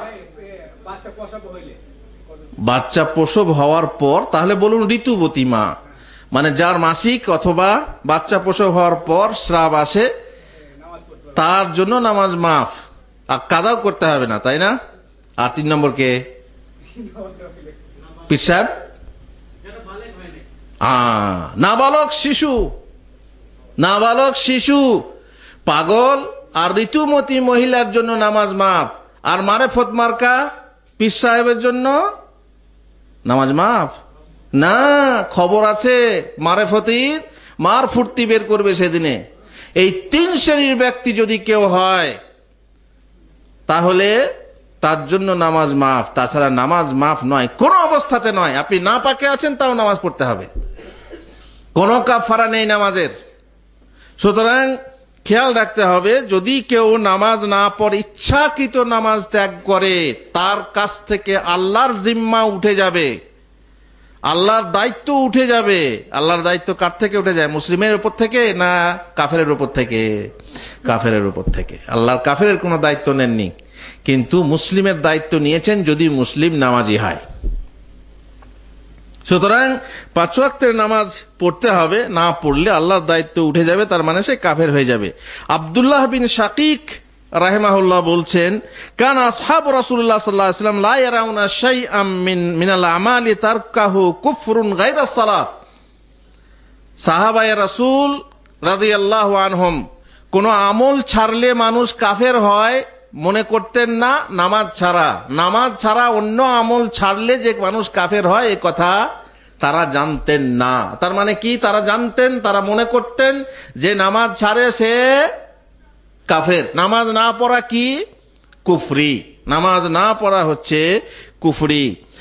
ইবনে মাসউদ রাদিয়াল্লাহু, আব্দুল্লাহ বিন মাসউদ রাদিয়াল্লাহু তাআলা আনহু বলছেন, মান তারাকা সালাতা ফালা দীন আলাহ, যে ব্যক্তি নামাজ ত্যাগ করে তার দ্বীনই নেই। আর আমরা হাদিসে জানি নামাজ হচ্ছে কিসের খুঁটি? দ্বীনের খুঁটি। নামাজ হচ্ছে দ্বীনের খুঁটি। আব্দুল্লাহ বিন মাসউদ বলছেন, যার নামাজ নেই তার দ্বীনই নেই। আর আবু দারদা রাদিয়াল্লাহু তাআলা আনহু বলছেন, লা ঈমান লিমান লা সালাতা লাহু, যে ব্যক্তির নামাজ নেই সে ব্যক্তির ঈমানই নেই। তার মানে এখানেও কি হলো, সে কাফের। ওয়ালা সালাত লিমান লা উযু আলাহু, যেমন যার উযু নেই তার নামাজ হয় না, তেমনি যার নামাজ নেই তার ঈমান হয় না। সুতরাং বুঝতেই পাচ্ছেন যে নামাজের গুরুত্ব, সেই সাথে নামাজের শাস্তি কি। আপনারা জানেন যে মুসলিম রাষ্ট্রের বিরুদ্ধে, সরকারের বিরুদ্ধে বিদ্রোহ ঘোষণা করা যাবে না। তো বললেন যে এমন অবস্থা আসছে, এমন সময় আসছে যে সময়ে আপনার বিদ্রোহ করা যায়। তো কখন বিদ্রোহ করা যায়? রাসূলুল্লাহ সাল্লাল্লাহু আলাইহি ওয়াসাল্লামকে জিজ্ঞাসা করলেন সাহাবীরা জিজ্ঞেস করলেন, রাসূলুল্লাহ আফালা নুনাবিজহুম বিসসাইফ, আমরা কি তাদের বিরুদ্ধে বিদ্রোহ করে, শক্তি প্রয়োগ করে গদিচ্যুত করব না? রাসূলুল্লাহ সাল্লাল্লাহু আলাইহি ওয়াসাল্লাম বলেন, লা, না না না, মা আকামু ফিকুমুস সালাহ, যতক্ষণ তোমাদের মাঝে নামাজ কায়েম রাখে। তাহলে বুঝতে পারলেন, নামাজ কায়েম না রাখলে তার বিরুদ্ধে বিদ্রোহ ঘোষণা করা যাবে। বেশ, কি হলো তাহলে শাস্তি? বুঝতেই পারলেন, দুনিয়ার বুকে কি হলেন, যে নামাজ ত্যাগ করে সে কাফের অথবা মুশরিক। আরো শুনুন, মুনাফিক। ইন্নাল মুনাফিকিনা ইউখাদিউনাল্লাহা ওয়া হুয়া খাদিউহুম ওয়া ইযা কামু ইলাস সালাতি কামু কুসালা ইউরাউনান নাস ওয়া লা ইয়াযকুরুনাল্লাহা ইল্লা কালিলা। মুনাফিকরা, এরা আল্লাহকে ধোঁকা দেয় আর আল্লাহ ওদেরকে ধোঁকা দেন। যখন তারা নামাজে দাঁড়ায় তখন আলস্য ভরে দাঁড়ায়। নামাজ দেখবেন তো, একজন নামাজি নামাজ পড়ছে এইভাবে হাই তুলছে, কখনো বা গা চুলকাচ্ছে, কখনো এটার মানে কি? মধ্যে অলসতা আছে, ইচ্ছা নেই, মানে কোন রকম জোর করে পড়ছে আর কি, দায় সারার জন্য পড়ছে, পড়তে হয় তাই পড়ছে, আলস্য ভরে নামাজ। এটা হচ্ছে মুনাফিকদের নামাজ। আলস্য ভরে, তার মনের ভেতরে ফুর্তি নেই, মনের ভেতরে ভয় নেই, কার সামনে আমি দাঁড়াচ্ছি, কার জন্য সিজদা করছি, এ ভয় নেই। এ হচ্ছে মুনাফিকদের নামাজ। ইউরাউনান নাস, এরা আসলে লোক দেখানি নামাজ পড়ে, লোককে দেখাবার জন্য, কাফিলকে দেখাবার জন্য, তাই না, মোতাবাকে দেখাবার জন্য, বা শ্বশুর বাড়িকে দেখাবার জন্য অনেকে নামাজ পড়ে। নতুন জামাই গেছে, নামাজি না, এবারে বউ কয়, হ্যাঁ তুমি তো ভালা কয় না, কেন তুমি নামাজ পড়ো না? চল নামাজ পড়ি, সমস্যা কি? শ্বশুর বাড়িতে নামাজ পড়লেন, নিজের বাড়িতে গেলেন, যেমন অনেক মেয়ে আছে শ্বশুর বাড়িতে পর্দা করে, আর নিজের বাড়িতে, মায়ের বাড়িতে গেলে খালাস, পর্দা তখন জর্দা, তাই না? তো এইভাবে লোক দেখানি কিছু লোক আছে, লোক দেখানি কাজ করে। আর লোক দেখানি কাজ করলে তার কোনো ফল পাওয়া যাবে? কোনো ফল পাওয়া যাবে না। মুনাফিকের কাজ, মুনাফিকরা সাধারণত লোক দেখানি কাজ করে। যেমন ফাওয়াইলুল লিল মুসাল্লিনে শুনলেন, আল্লাযিনা হুম আন সালাতিহিম সাহুন আল্লাযিনা হুম ইউরাউন, তারা লোক দেখিয়ে নামাজ পড়ে, এদের জন্য হচ্ছে ওয়াইল, দোজক। এখানে মুনাফিকদের আচরণ কি? যে নামাজি, সে নামাজি আলস্যের সাথে নামাজ পড়ে, লা ইয়াযকুরুনাল্লাহা ইল্লা কালিলা, তার মধ্যে আল্লাহর জিকির কম করে থাকে। জিকির, নামাজ হচ্ছে পুরোটাই জিকির, কিন্তু আল্লাহকে স্মরণ কম করে থাকে। নামাজ পড়ে কিন্তু দোকানের হিসাব করে, যেমন আপনারা শুনলেন। রাসূলুল্লাহ সাল্লাল্লাহু আলাইহি ওয়াসাল্লাম বলেছেন, আসকালুস সালাতি আলাল মুনাফিকিন সালাতুল ইশা ওয়া সালাতুল ফজর। মুনাফিকদের জন্য সবচেয়ে দুটো ভারী নামাজ হচ্ছে কি? ইশা আর ফজরের নামাজ। বর্তমানে এশার নামাজ ভারী না হতেও পারে, কারণ বর্তমান লাইটের যুগ, বর্তমান টিভির যুগ, বর্তমান নেটের যুগ। এশার সময় কে ঘুমাতে চায়? অবশ্য যদি আপনি পাড়া গ্রামে যান, যেখানে অজর পাড়া গ্রাম, যেখানে টিভি যায়নি, যেখানে মানুষ মাঠে খেতে কাজ করে, আর সন্ধ্যাবেলায় ফিরে এসে দুটো ভাত খেয়ে ধপ করে শোয় আর ঘুমিয়ে যায়, এশার নামাজ গুল হয়ে যায়, সেসব জায়গায় সত্যিই ভারী। মুনাফিকের জন্য সেই যুগে খেয়াল করুন, এই কিবার কথা খেয়াল করুন, সেই যুগে কেমন ছিল। বর্তমান যুগে আমি ক বছর আগে এলাম, মসজিদে বালির উপরে নামাজ পড়েছি, বালি, তাই না? এখন অবশ্য মাশাআল্লাহ ভালো ভালো করে বানিয়েছে। তো সে যুগে কেমন ছিল? সেই যুগে লোকেরা খেটে খুঁটে আসতো, এসে এশার নামাজটা পড়া ভারী কঠিন হতো। তো বলা হয়েছে মুনাফিকদের জন্য সবচেয়ে ভারী নামাজ হলো কি কি? এশা আর ফজরের নামাজ। ওয়ালাউ ইয়ালামুনা মা ফীহিমা লাআতাউহুমা ওয়ালাউ হাবুয়া, যদি তারা জানতো এই দুই নামাজের মধ্যে কি বৈশিষ্ট্য আছে, কি মর্যাদা আছে, কি ফজিলত আছে, তাহলে হামাগুড়ি দিয়ে হলেও এসে উপস্থিত হতো মসজিদে এবং নামাজ পড়তো। তারপর তাহলে বোঝা গেল কি, যে নামাজ যদি না পড়া হয় তো এক শ্রেণীর গুণ রয়েছে মুনাফিক, যে মুনাফিক সাধারণত নামাজ বর্জন করে, নামাজ পড়তে চায় না। এখন চলুন দুনিয়াতে আপনার কি কি শাস্তি হতে পারে নামাজ না পড়লে। আমার টাইম শেষ হয়ে আসছে, আমি সংক্ষেপে বলবো। নম্বর 1, খেয়াল রাখবেন, প্রশ্ন করবো ইনশাআল্লাহ। নম্বর 1, যদি কেউ বেনামাজি হয় আর বেনামাজি কাফের হয় অথবা মুশরিক হয়, তাহলে তার জন্য মক্কা মদিনার হারামে ঢোকা জায়েজ আছে না।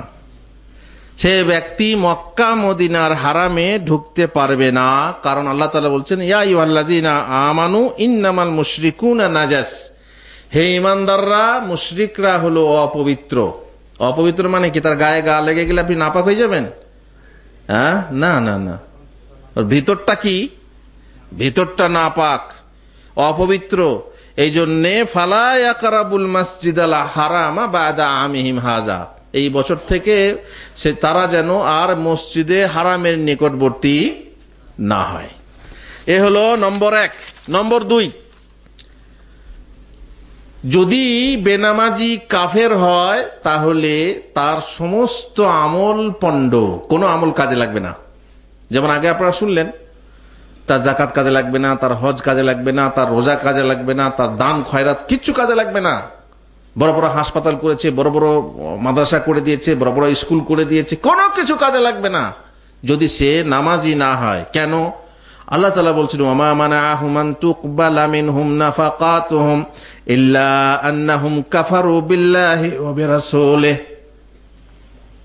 ওয়ালা ইয়াতুনাস সালাতা ইল্লা ওয়া হুম কুসালা ওয়ালা ইউনফিকুনা ইল্লা ওয়া হুম কারিহুন। এখানে দেখেন কাফের হওয়ার কথা বলা হয়েছে, যেহেতু মুনাফিকরা কাফের। ইন্নাল মুনাফিকিনা হচ্ছে ফিদ্দার ক্লাস ফালে মিনান নার, এরা হচ্ছে জাহান্নামের সর্বনিম্ন স্তরে জায়গা পাবে মুনাফিকরা, কাফের থেকেও নিকৃষ্ট। আল্লাহ তাআলা বলছেন ওদের কাছ থেকে ওদের খরচ দান করলে আল্লাহর কাছে গ্রহণযোগ্য হবে না, কবুল করা হবে না। কেন?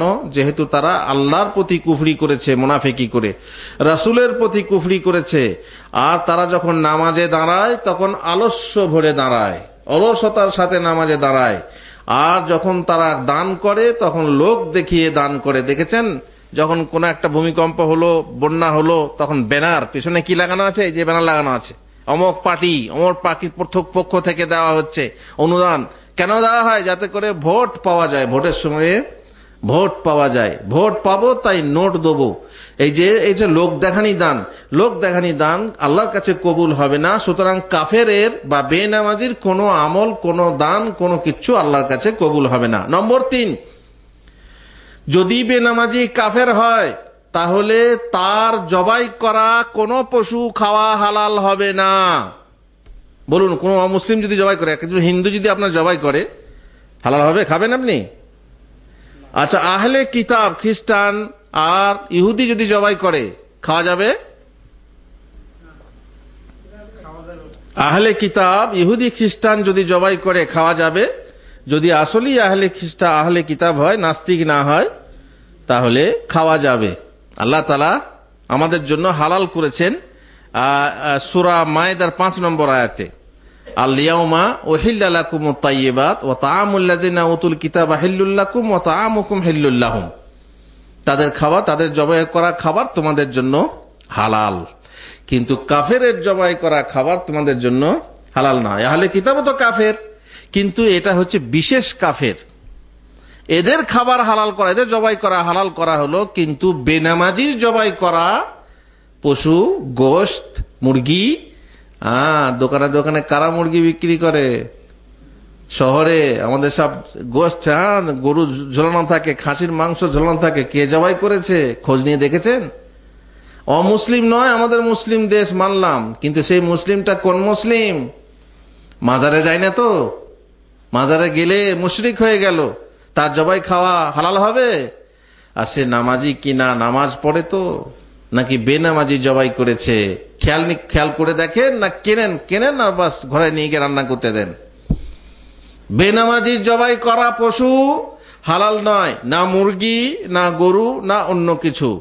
যাই হোক, নম্বর 4, যদি স্ত্রী বেনামাজি হয় আর স্বামী নামাজি হয়, কিংবা স্বামী বেনামাজি হয় স্ত্রী নামাজি হয়, তাদের আপোষে সংসার করা যাবে না। যেমন আপনি একজন আহলে কিতাবের মেয়েকে নিয়ে সংসার করতে পারেন যদিও সে মুসলমান না হয়, কিন্তু মুসলিম নামধারী বেনামাজি মেয়েকে নিয়ে আপনি সংসার করতে পারেন না, কারণ সে হচ্ছে কাফের। দুজনেই কাফের, কিন্তু কাফেরে ভেদ আছে। একবারে কুফরি করে ফেলছে, মুসলমান হওয়া সত্ত্বেও সে নামাজ পড়ে না, অতএব দুজনের মাঝে বিবাহ বন্ধন ঠিক থাকবে না। ফাইন আলিমতুমুহুন্না মুমিনাত ফালা তারজিউহুন্না ইলাল কুফার, মুমিনা হলে পরে কাফেরদের সঙ্গে খবরদার। এবং অনেকে দেখেন ওই যে আপনার পেয়ার কিয়া তো ডারনা কিয়া না কি বলে না, মানে পেয়ার হয়ে গেছে, ভালোবেসে বিয়ে হয়ে গেছে। একজন মুসলিম ছেলে একজন অমুসলিম মেয়েকে বিয়ে করেছে, সেই অমুসলিম মেয়ে যদি হিন্দু হয় তো তার সে মুসলমান হওয়া না পর্যন্ত কি বিয়ে করা যাবে? কি মনে করেন, বিয়ে করা যাবে? কিন্তু অনেকে মুসলমান না বানিয়েই বিয়ে করছে। আর এর থেকেও বড় জিনিস হচ্ছে মুসলিম মেয়ে একজন হিন্দু ছেলেকে বিয়ে করছে কিংবা খ্রিস্টান ছেলেকে বিয়ে করছে। এটা কেমন? ছেলেকে মুসলিম না বানিয়ে মেয়ে বিয়ে করছে, বিয়ে অনেকে করেন না, আবার লিভ টুগেদার করছে। তো এদের তো বুঝতেই পাচ্ছেন, এদের হচ্ছে 24 ঘন্টা ব্যভিচার হচ্ছে। সুতরাং দুজনের মাঝে বিবাহ থাকতে পারে না, নামাজি এবং বেনামাজির মাঝে। নম্বর 5, যদি মহিলা মেয়েদের ক্ষেত্রে বিয়ের জন্য অভিভাবক জরুরি, মেয়ের অভিভাবক ছাড়া যে কোর্টে গিয়ে বিয়ে করে, পালিয়ে গিয়ে কোনো মোল্লার কাছে কয়েকটা টাকা দিয়ে বিয়ে পড়ায়। আজকাল দেখছি আবার ওরা মন্দিরের সামনে গিয়ে সিঁদুর লাগিয়ে দেয়নি বলে আমরা স্বামী স্ত্রী হয়ে গেলাম। মুসলমানদেরকেও দেখছি তারাও দুজনে গিয়ে মসজিদের সামনে এক অপরকে বলছে তুমি আমার স্ত্রী আর আমি তোমার স্বামী, বাস বিয়ে হয়ে গেল। এরকম সিস্টেম আছে নাকি ইসলামে? আই লাভ ইউ, তাই না? প্রেম অনির্বাণ করতে গিয়ে তারা এইরকম, মা বাপের রাজি নয়, কি করবে, গিয়ে এইভাবে বিয়ে করছে। হবে নাকি এরকম বিয়ে? অভিভাবক ছাড়া মেয়ের বিবাহ হয় না। কিন্তু অভিভাবক যদি বেনামাজি হয় তাহলে তার অভিভাবকত্ব চলবে না। তার মানে অভিভাবককে নামাজি হতে হবে, না হলে যেহেতু সে কাফের তার অভিভাবকত্ব চলবে না। সে মেয়ের বিয়ে হবে কি করে? অন্য অভিভাবক দেখতে হবে, আর না হয় সরকার তার বিয়ে দেবে। নম্বর 6, মাহকামাতে কোর্টে তার সাক্ষ্য গ্রহণযোগ্য হবে না। এখানে যারা আপনারা বিচার করতে গেছেন তারা দেখবেন যে সাক্ষী দিতে হয়। তুমি দেখেছো ওকে মারতে? হ্যাঁ আমি দেখেছি। তারপরে আপনি যে বললেন, সাক্ষী দিলেন যে আমি দেখেছি মারতে, আপনার সাক্ষীটা এমনি গ্রহণ করা হবে না। দুটো লোক নিয়ে আসতে হবে, মুজাক্কি। আমরা জানি, আমরা কোর্টে কাজ করি, আমরা জানি দুটো লোক নিয়ে আসতে হবে যাদেরকে বলা হয় মুজাক্কি। সেই দুজন এসে বলবে যে হ্যাঁ এই লোক যে সাক্ষী দিয়েছে একে চেনো, ভালো লোক, এ কি নামাজি? যদি বলে হ্যাঁ এ ভালো লোক, এ নামাজি, তবে তার সাক্ষী গ্রহণযোগ্য হবে, নচেত গ্রহণযোগ্য হবে না, অগ্রহণযোগ্য হবে। নম্বর 7, নামাজ যে ত্যাগ করে সে হচ্ছে মুরতাদ। দুনিয়ার বুকে মুসলিম সরকার তাকে হত্যা করবে, কারণ ইসলাম আনার পর যে কাফের হয়ে যায় তাকে কি বলা হয়? মুরতাদ। আর মুরতাদের শাস্তি হলো মুরতাদের শাস্তি হলো হত্যা। রাসূলুল্লাহ সাল্লাল্লাহু আলাইহি ওয়াসাল্লাম বলেছেন যে লা ইয়াহিল্লু দামু ইমরিইন মুসলিমিন ইয়াশহাদু আল্লা ইলাহা ইল্লাল্লাহু ওয়া আন্নী রাসূলুল্লাহ ইল্লা বিইহদা সালাসিন। 3টে কারণ ছাড়া কোন মুসলিমের খুন বা মুসলিমকে হত্যা করা জায়েজ না। যে সাক্ষ্য দিয়েছে, কালেমা শাহাদা পড়েছে, তাকে হত্যা করা জায়েজ না। 3টে কারণে হত্যা করা যায়। কে হত্যাটা কে করবে? পাবলিক না সরকার? 3টে কারণ কি কি বলছেন? আস-সাইয়্যিবু আজ-জানি, তার মানে বিবাহের পর যদি কেউ ব্যভিচার করে সেই ব্যক্তিকে হত্যা করা হবে। ওয়ান নাফসু বিন নাফস, যদি কেউ কাউকে খুন করে থাকে তো খুনের বদলে তাকে খুন করা হবে। ওয়াত-তারিকু লিদীনিহি ওয়াল মুফারিকু লিল জামাআহ, আত-তারিকু লিদীনিহি আল মুফারিকু লিল জামাআহ, যে ব্যক্তি দ্বীন ত্যাগ করবে অথবা মুসলিম রাষ্ট্রের বিদ্রোহী হবে বা বিদ্রোহ করবে। তাহলে বোঝা গেল দিন ত্যাগ করা মানে, নামাজ ত্যাগ করা মানে হচ্ছে দিন ত্যাগ করা। তাকে মুসলিম সরকার হত্যা করবে। নম্বর 8, সে যদি মারা যায় তার গোসল দেওয়া হবে না, তার কাফন দেওয়া হবে না, তার জানাজার নামাজ হবে না এবং মুসলিমদের কবরস্থানে দাফন করা হবে না। কেন? কারণ সে কাফের অবস্থায় মারা গেছে, বেনামাজি অবস্থায় মারা গেছে। নম্বর 9, লা ইউদআ লাহু বিররাহমাতি ওয়াল মাগফিরা, তার জন্য রহমতের দোয়া দেওয়া হবে না, ক্ষমার দোয়া, আল্লাহ তাকে ক্ষমা করুক বলা হবে না, যেহেতু সে কাফের অবস্থায় মারা গেছে। আমরা কেউ হলে বলি রাহেমাহুল্লাহ, রহমাতুল্লাহ আলাইহি, কিন্তু যদি সে বেনামাজি হয় তার জন্য রাহেমাহুল্লাহ বলা হবে না, তার জন্য রহমতের দোয়াও করা যাবে না, যেহেতু আল্লাহ তাআলা বলেছেন মা কানা লিন-নাবিয়্যি ওয়াল্লাযিনা আমানু ওয়া ইস্তাগফিরু লিল-মুশরিকিনা ওয়ালাউ কানু উলি কুরবা মিন বাদি মা তাবায়্যানা লাহুম আন্নাহুম আসহাবুল জাহিম। কোন নবীর জন্য সঙ্গত নয়, নবীর জন্য সঙ্গত নয়, মুমিনদের জন্য সঙ্গত নয় যে তারা মুশরিকের জন্য ক্ষমা প্রার্থনা করবে, যদিও তারা নিকট আত্মীয় হয়। রাসূলুল্লাহ সাল্লাল্লাহু আলাইহি ওয়াসাল্লাম মায়ের কথা মনে হলে বললেন, আল্লাহ গো, আমি আমার মায়ের কবর জিয়ারত করতে চাই। আল্লাহ অনুমতি দিলেন, যাও মায়ের কবর জিয়ারত করো। তারপরে অনুমতি চাইলেন, দেখছেন অনুমতি চাইলেন যে আমি আমার মায়ের জন্য ক্ষমা প্রার্থনা করব, ইস্তেগফার করব। আল্লাহ তাআলা বললেন না, এটি হবে না। আল্লাহ রসুল কাঁদতে লাগলেন, তার কান্না দেখে সাহাবারা কাঁদতে লাগলেন। বললেন, ইয়া রাসূলুল্লাহ, আপনি কাঁদছেন কেন? বললেন, এই ব্যাপার, মায়ের কবর জিয়ারত করার অনুমতি পেলাম, কিন্তু মায়ের জন্য ক্ষমা প্রার্থনার অনুমতি পেলাম না, কারণ মা মুশরিক অবস্থায় মারা গেছে। আর আল্লাহ বলছেন নবীর জন্য, মুমিনদের জন্য, মুশরিকদের জন্য ইস্তেগফার করা, ক্ষমা প্রার্থনা করা সঙ্গত নয়, যদিও সে নিকটাত্মীয় হয়, যদিও সে মা হয়, যদিও সে বাপ হয়। এই জন্য চাচাকে বলেছিলেন, চাচা বলুন লা ইলাহা ইল্লাল্লাহ, কালিমা, এমন এক কালিমা কিয়ামতের দিনে আমি আল্লাহর কাছে হুজ্জত করব যে আল্লাহ, আমার চাচা কালিমা পড়েছে, জাহান্নামে যাবে না। কিন্তু কালিমা পড়েছিলেন চাচা? না। আল্লাহর নবী বেহেশতে নিয়ে যেতে পারবেন চাচাকে? ওমা ফাতেমা, দুনিয়ার বুকে যা চাইবে চেয়ে নাও, কাল কিয়ামতে আমি তোমার কোনো উপকারে আসবো না। হে চাচা আব্বাস, দুনিয়ার বুকে চাইবার কিছু থাকলে চেয়ে নেন, কাল কিয়ামতে আমি আপনার কোনো কাজে আসবো না। এইভাবে একটার পর একটা বলে গেছেন, আমি কিছুই করতে পারবো না, কোনো সুপারিশ করতে পারবো না, আমি মাকে জান্নাতে নিয়ে যেতে পারবো না, বাপকেও পারবো না, চাচাকেও পারবো না, দাদাকেও পারবো না, আমার ক্ষমতা নেই। দুনিয়ার বুকে যদি কেউ মুসলিম হয় আর নামাজি হয় তাহলে সেই একমাত্র বেহেশতে যাবে। মোট কথা, বেনামাজির জন্য আপনি দোয়া করতে পারেন না, বেনামাজির জন্য আপনি জানাজা পড়তে পারেন না। ওয়ালা তুসাল্লি আলা আহাদিম মিনহুম মাতা আবাদা, আল্লাহ নিষেধ করছেন। এই যে মুনাফিক মুশরিক যারা আছে তাদের জন্য খবরদার, জানাজা পড়বে না। ওয়ালা তাকুম আলা কবরিহি, আর তার কবরে দাঁড়াবে না। ভাড়া করে নিয়ে গেল আর টাকা পয়সার লোভে, বিরিয়ানি খাওয়ার লোভে, মোরগের লোভে চলে গেলেন, দিয়ে কবরে গিয়ে কবর জিয়ারত করে চলে এলেন। ভাড়া করে নিয়ে গেল, ঘরে মিলাদ পড়ে চলে এলেন আর তার জন্য হাত তুলে দোয়া করলেন, আল্লাহ তাকে ক্ষমা করে দাও। বেনামাজি। বড় দুঃখের কথা, আমার বাসার সামনে এক ব্যক্তি নামাজ পড়তো না, বেনামাজি। তো বেনামাজি হলো, বেনামাজি হওয়ার পরে যে মারা গেল বেচারি, তার ছেলে মেয়ে ছিল না, মাত্র একটি তো স্ত্রী আর কি, তার স্ত্রী ছিল একমাত্র। তো জানাজার সময় হলো, তো হুজুরকে বলা হলো, হুজুর আপনি জানাজা পড়ুন। তো হুজুর বলে, না, ও বেনামাজি, জানাজা আমি পড়ি না। বেনামাজি ছিল, আমি ওর জানাজা পড়বো না, ওর জন্য আল্লাহর কাছে দোয়া। জানাজা তো মানে দোয়া, তাই না? জানাজা দোয়া করতে, আল্লাহুম্মা গফিরলাহু ওয়ারহামহু, তো দোয়া করতে হয়, আমি বেনামাজি দোয়া করবো। ঠিক আছে, কেউ কিছু বললো না। সাধারণ লোকে জানাজা পড়ে কোন রকম করে দাফন করে চলে এলো।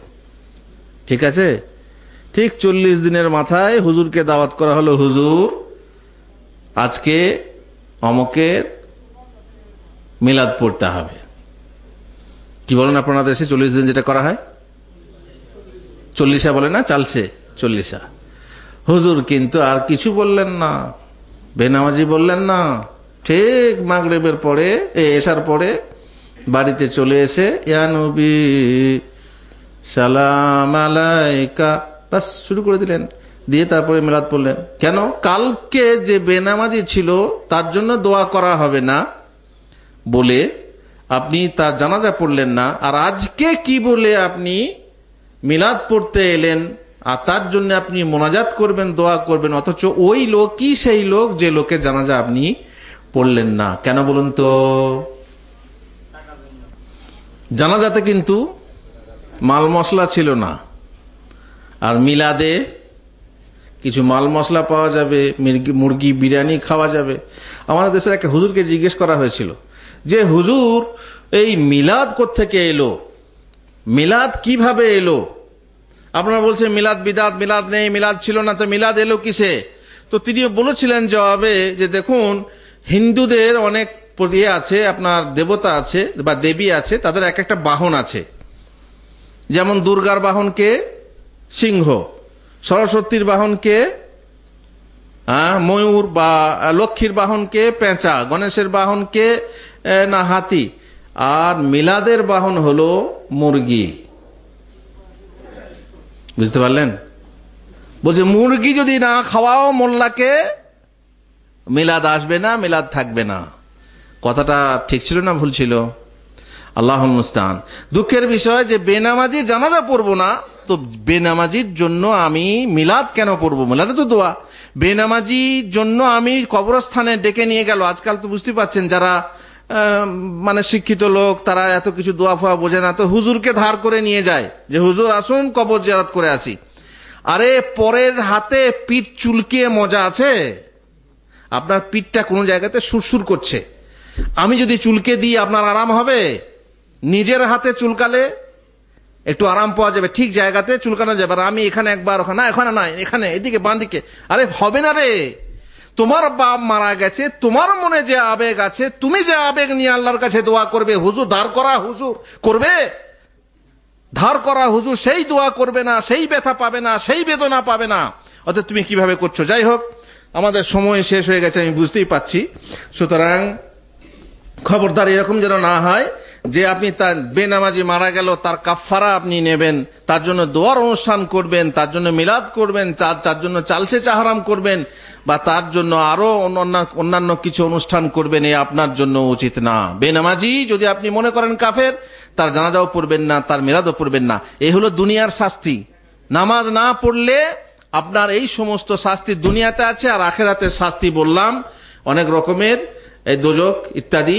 আমি আবার আপনাদেরকে প্রশ্ন করব, যেহেতু পুরস্কার আছে, আমি আর পুনরাবৃত্তি করছি না, সময় শেষ হয়ে গেছে। আল্লাহ তাআলা আমাদেরকে তৌফিক দেন যেন আমরা নামাজি হতে পারি। যেন আমরা কি হতে পারি? নামাজি। হুজুর নামাজের কথা সবসময় হুজুররা বলে কেন? নামাজের কথা এই জন্য বলে যে নামাজ হচ্ছে গুরুত্বপূর্ণ জিনিস, যেটা না থাকলে দিন থাকে না। একটা লোককে রাতের বেলায়, কিবা শহরের একটা লোককে রাতের বেলাতে সাপে কামড়ে দিয়েছে, ঠিক আছে? ডাক্তার দেখতে গেলেন, ডাক্তার ডেকে নিয়ে এলেন, ঘরে নিয়ে এসে ডাক্তার দেখছে। এবারে সেই লোকটার ভিতরে দেখছে পিঠে একটা ফোঁড়া, নাক দিয়ে পানি ঝরছে, সর্দি রোগ আছে, গায়ে জ্বর রয়েছে, তারপরে পাতলা পায়খানাও হচ্ছে, কয়েকটা রোগ একসাথে। এখন ডাক্তার সাহেব এলেন। ডাক্তার সাহেব এসে প্রথমে কি করলেন, পিঠে এত বড় ফোঁড়া, দিয়ে ফোঁড়াটা চিকিৎসা করতে লাগলেন। এ ডাক্তার বোকা নাকি জ্ঞানী ডাক্তার? কিসের চিকিৎসা আগে করতে হতো? সাপে কামড়েছে, সাপে কামড়েছে, বিষে জর্জরিত, সে মরতে যাচ্ছে, আর সে ফোড়ার চিকিৎসা করছে। এই জন্য হুজুররা বহু কিছু আছে, এই সুদ খাওয়া বলুন, গান শোনা বলুন, এক ব্যভিচার করা বলুন, তারপরে হত্যা করা বলুন, কি কি কত রকমের পাপ আছে, কিন্তু নামাজ ত্যাগ করাও একটা মহাপাপ।